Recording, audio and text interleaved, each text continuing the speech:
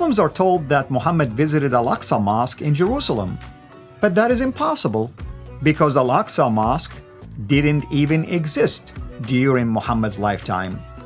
We'll tell you which mosque he really visited.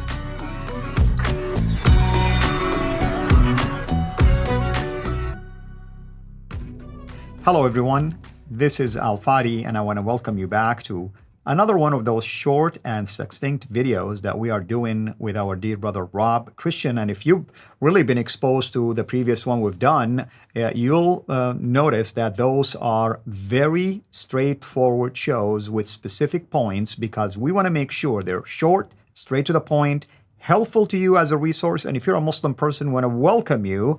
And we hope that you can interact with us and respond back to these specific evidence that we are sharing with you. Today, for instance, we want to talk about the real, basically, Aqsa Mosque. And the question is this: did Muhammad really visit the Aqsa Mosque? Why are we bringing it up?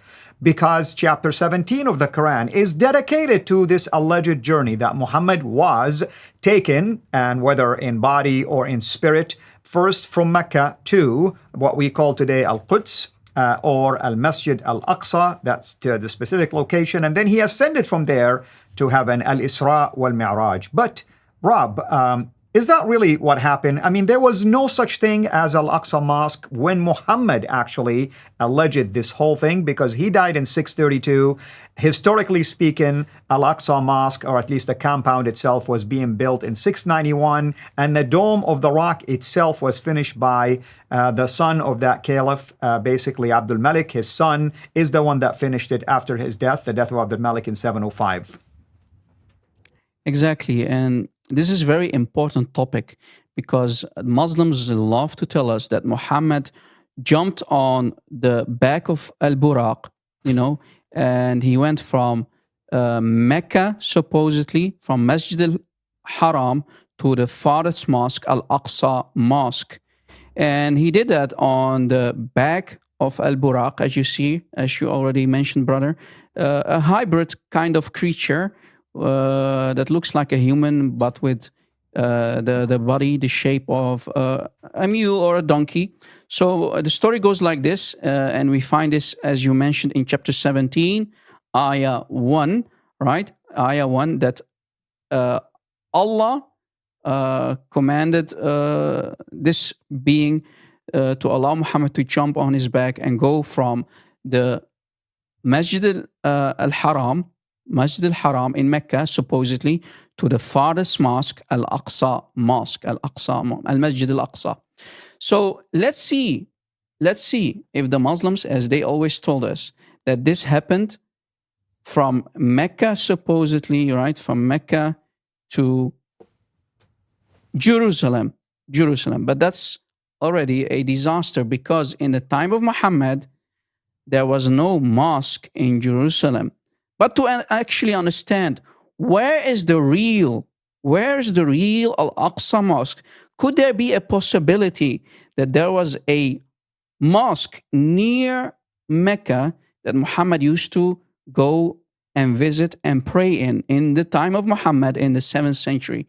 Because as you mentioned, Al-Aqsa Mosque in Jerusalem was built by Abdul Malik, Caliph Abdul Malik, and finally finished by his son after his death, by his son in 705. So if we can do some digging, we can find in the Islamic books that actually Masjid al-Aqsa in the time of Muhammad was very close to Mecca, and here's the proof. Here is a book called Akhbar Mecca, a very famous book in the Sunni world, volume 5 by Muhammad bin Ishaq bin al-Abbas al-Fakihi. In this very book, we will see where actually the original Al-Aqsa Mosque was in the 7th century in the time of Muhammad.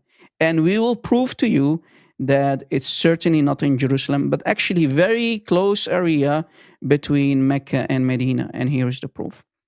On page 66, brother, and we scroll down, we find a Sahih hadith. Look, Isnadahu Sahih, Isnadahu Sahih. And the hadith number is 2856. 50, right?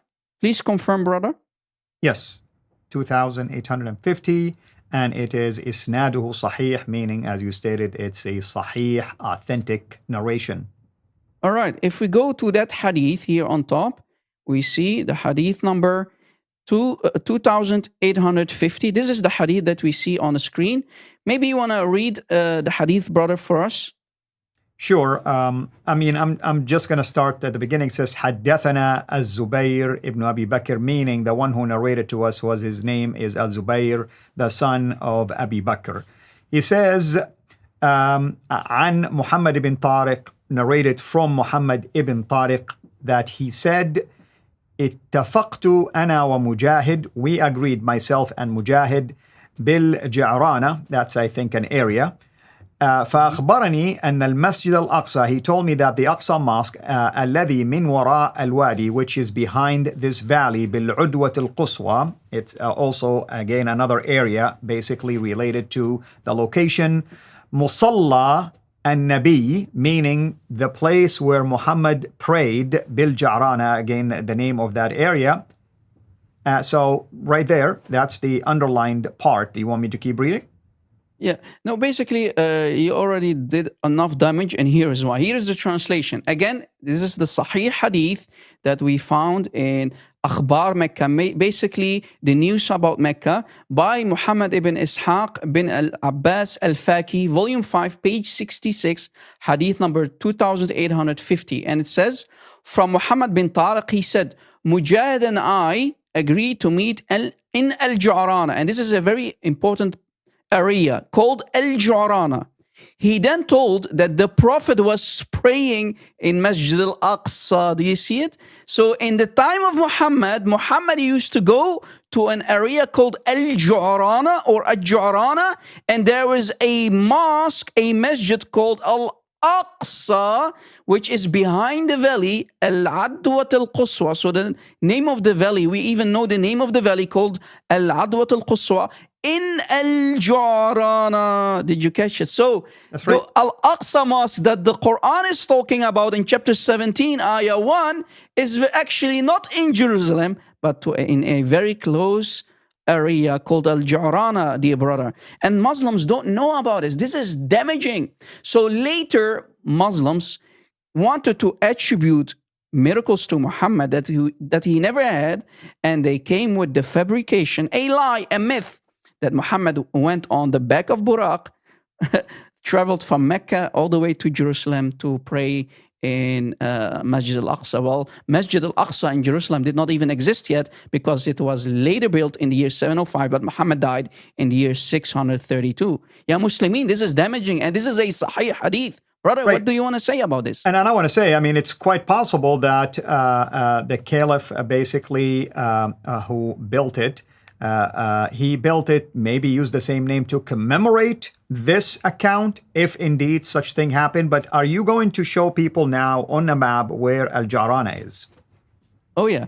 If we do a simple Google Maps search, as you see, a Google Maps search, if we put Al-Ju'rana, because that exists in Saudi Arabia, Al-Ju'rana, the same Al-Ju'rana, and we take the second destination, Mecca itself, we see that Al-Ju'rana, where the Masjid al-Aqsa was in the time of Muhammad in the 7th century, here on top, is only a 25-minute drive by car from Mecca.